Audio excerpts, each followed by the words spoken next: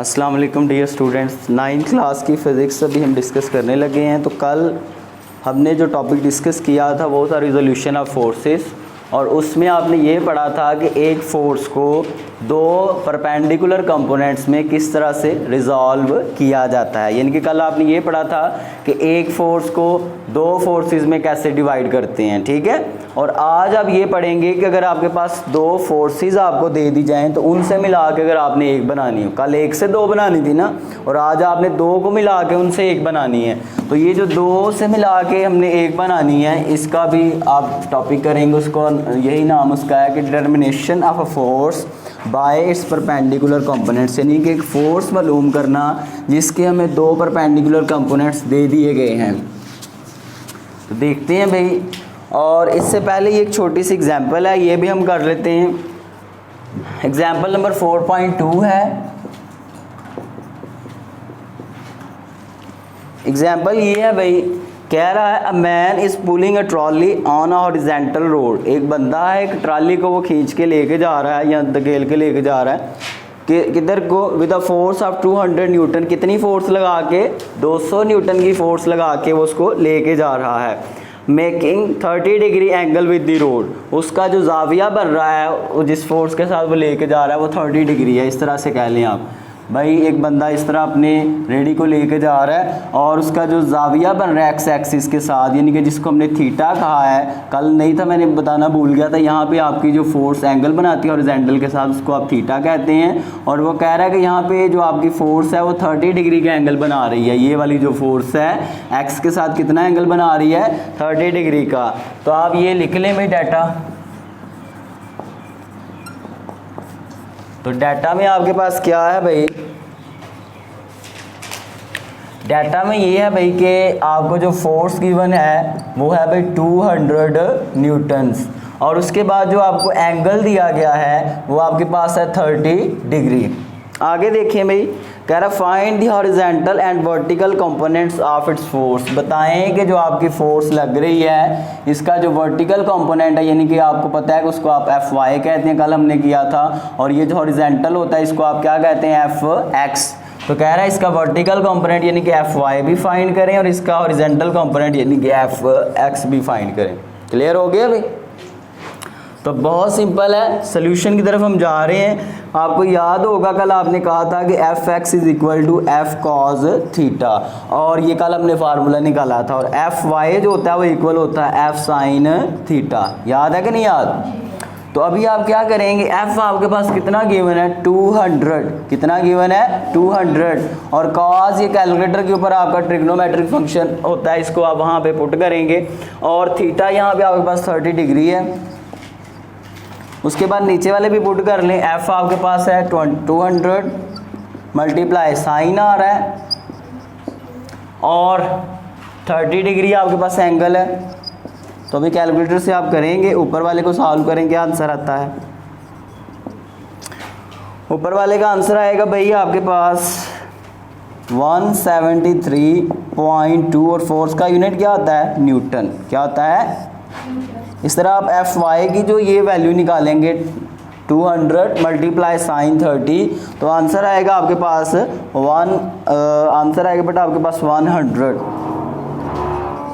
और फोर्स का यूनिट क्या आता है, न्यूटन। ये आ गया भैया आपका आंसर। तो ये आपकी एग्जांपल नंबर 4.2 थी। अब ज़रा हम जाने लगे हैं थोड़ा सा आगे। आगे हमारे पास determination of a force from its perpendicular components. ये इंपॉर्टेंट लॉन्ग क्वेश्चन है। ये क्वेश्चन आपका क्या है, इंपॉर्टेंट है। नहीं पता चल रहा बेटा आपको? ये देखें बेटा आप कैसे करेंगे,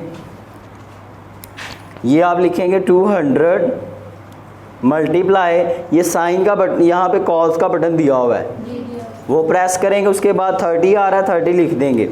तो अब आंसर आ जाएगा आपके पास 173.2 आ गया।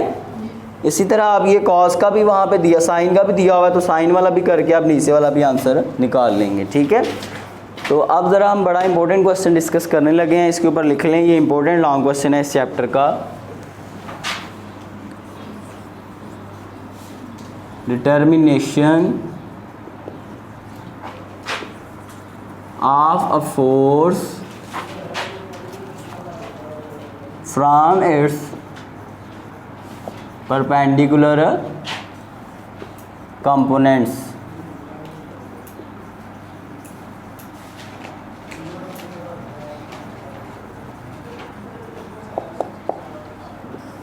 ठीक है जी।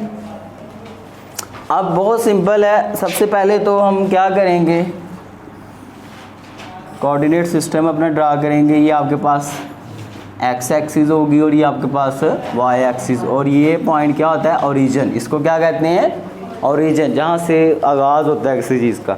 बहरहाल हमारी एक फोर्स है, यहाँ से स्टार्ट हो रही है और ये जा रही है, ये एफ फोर्स लग रही है, इसको आप कह लेंगे एफ फोर्स आपको गिवन है। अब हमने इस फोर्स को, आपको याद होगा, बल्कि ये वाली फोर्स नहीं है, थोड़ी सॉरी, ये कल हमने किया था। आज का जो ये है कि आपको दो परपेंडिकुलर कंपोनेंट्स दे दिए गए हैं, एक इस एक्स एक्सिस के ऊपर है जिसको आप क्या कहेंगे, एफ एक्स, और एक आपको इधर वाई एक्सिस के ऊपर दे दिया गया है जिसको आप क्या कहेंगे, एफ वाई। तो है क्या, आज आपको दो परपेंडिकुलर कंपोनेंट्स दे दिए गए हैं, एक एफ एक्स जिसको हॉरिजॉन्टल कंपोनेंट भी कहते हैं जो एक्स एक्सिस के लॉन्ग है, और एक आपको वर्टिकल कंपोनेंट दे दिया गया जिसको आप एफ वाई यानी कि वर्टिकल कंपोनेंट भी कहते हैं। तो ये दो आपको दे दिएंगे, आज आपने इन दोनों को मिला के एक बनानी है। कल आपने क्या किया था, एक को तोड़ा था और उससे कितनी बनाई थी, दो बनाई थी। ठीक है, सो अब देखेंगे ज़रा, वही सिंपल सी बात है, इसमें हेड टू टेल रूल लग रहा है। ये जा रही है एक फोर्स, उसका हेड और दूसरी का टेल। तो जब आप रिजल्टेंट निकालते हैं, दो फोर्सेस को इकट्ठा करते हैं, तो कैसे आप निकालते हैं, ऐसे भाई, उस रिजल्टेंट वाली फोर्स को आप एफ कह लें और उसका जो टेल है वो पहली की टेल के साथ मिल रहा है और उसका हेड आखिरी के हेड के साथ जाके मिल रहा है। क्लियर है जी। अब बेटा यानी कि ये जो फोर्स हमारे पास एफ आई है, ये दोनों को ऐड करके आई है, एफ एक्स और जमा एफ वाई। ठीक है, और ये जो फोर्स अब यहाँ पे एंगल बना रही है वो कितना है, थीटा है। कितना है वो, थीटा, उसको थीटा पढ़ लीजिए, जनरल नाम इसका। अब बेटा हम ज़रा अपनी डायग्राम को यूज़ करते हैं, ये फिगर को, बाय यूजिंग आवर फिगर, ये वाली हम शक्ल इस्तेमाल करेंगे और अभी हम इसी से थोड़ी चीज़ें लिखेंगे। आप नाम दे लें, ये आपके पास O है पॉइंट, ये आपके पास पॉइंट P है, और ये पॉइंट आपके पास कौन सा है, ये R है। कौन सा है, R पॉइंट है। ठीक है, अभी ज़रा देखें भाई, तो ये जो OR है, ये जो आपके पास लाइन है OR, वो इक्वल आ रही है किसके, इन दोनों को मिला के आ रही है ना। तो नीचे वाली है OP प्लस PR। क्लियर हो गया कि नहीं। अब हम क्या करेंगे, इनकी वैल्यूज़ भी ज़रा दे देंगे डायग्राम के अकॉर्डिंग, फिगर के अकॉर्डिंग।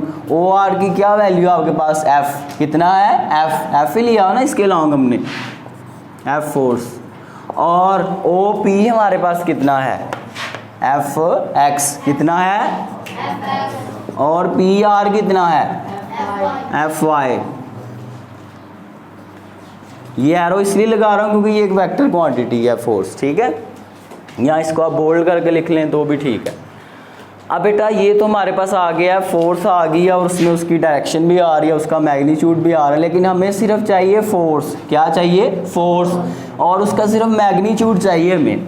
तो कैसे करेंगे बेटा, जो मैग्नीट्यूड होता है वो सिंपल होता है, यानी कि उसमें आप उसकी डायरेक्शन यूज़ नहीं करते फोर्स की। अब देखें भाई, तो उस फोर्स को आप सिंपल F कह लेंगे। मैग्नीट्यूड फॉर्म को बेटा जब आप लिखते हैं किसी भी वेक्टर की, तो वो थोड़ा सा यानी कि बोल्ड नहीं करके आप लिखते हैं। तो आपने इसमें F अभी फाइंड करना है, कैसे करेंगे देखते हैं ज़रा, यानी कि फोर्स का मैग्नीट्यूड फाइंड करना है। तो बचपन में या छोटी क्लासों में आपने 8वीं क्लास में 7वीं क्लास में आपने पढ़ा होगा पैथागोरस थ्योरम, पढ़ा था। वो क्या होता है पैथागोरस थ्योरम, नहीं पढ़ा, चलें भाई सुन लें ज़रा। वो ये होता है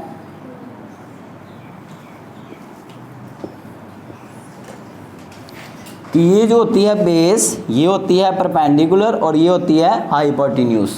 इसको आप कायदा कहते हैं, इसको आप अमूद कहते हैं और इसको आप बत्तर कहते हैं।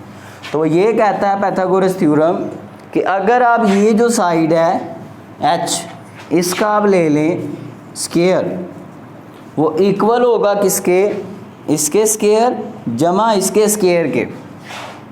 बी का स्केयर यानी कि बेस का स्केयर जमा परपेंडिकुलर का स्केयर, ठीक हो गया। यानी कि ये जो अकेली साइड है ये इन दोनों को मिला के बनेगी, जैसे हम हेड टू टेल रूल में कहते हैं। समझ आ गई है भाई। तो ये हमारे पास है Pythagoras theorem.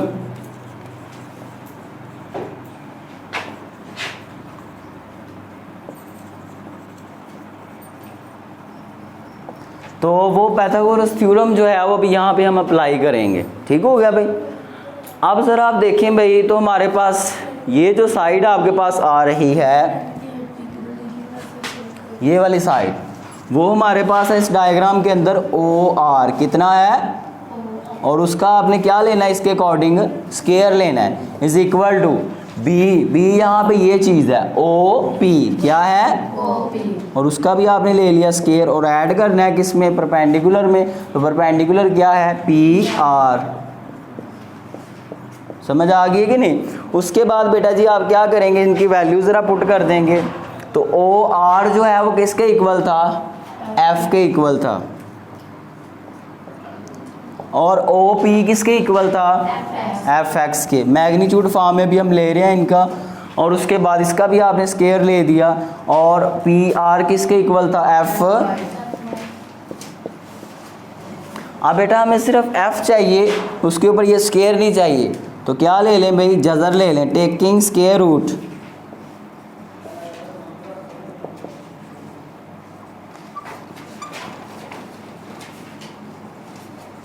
On both sides. तरफैन का क्या ले लें आप, जजर ले लें, क्या ले लें, जजर। जजर आपको पता है, या स्केयर रूट जो होता है वो आपके स्केयर को यहाँ पे कैंसिल कर देता है, अंडर रूट जो होता है एफ, इधर भी ले लिया आपने square root, under root f x plus f y. समझ आ गई कि नहीं। अब ये सिर्फ स्केयर कैंसिल हो जाएगा, और इधर वाले स्केयर कैंसिल नहीं होंगे क्योंकि ये प्लस हो रहे हैं, ठीक है। तो इधर बच जाएगा क्या, एफ एक्स का स्केयर प्लस एफ वाई का स्केयर। तो ये आ गया हमारे पास फार्मूला, ठीक है।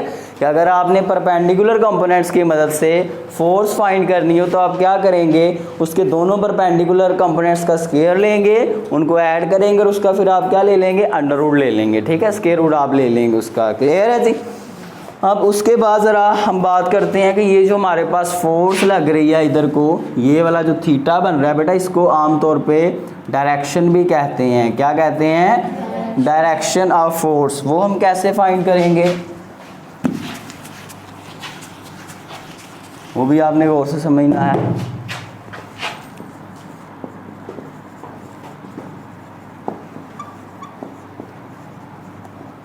ये जो हमारी फोर्स एफ लग रही है वो कितना एंगल बना रही है, या उसकी डायरेक्शन क्या है। तो बेटा डायरेक्शन के लिए हम क्या करेंगे, आपको मैंने एक तीसरी ट्रिग्नोमेट्री रेशियो लिखवाई थी, टैन थीटा। याद है कि नहीं याद, नहीं याद तो आप टेंड जो लफ्ज़ होता है उससे भी याद रख सकते हैं, टेंड होता है कि नहीं। तो टैन, बहरहाल टैन क्या होता है, tan theta is equal to था, मैंने कल लिखवाया था proper brushing, through proper brushing. तो प्रॉपर के लिए पी आता है, और ब्रशिंग के लिए क्या आता है, बी आता है, ठीक है।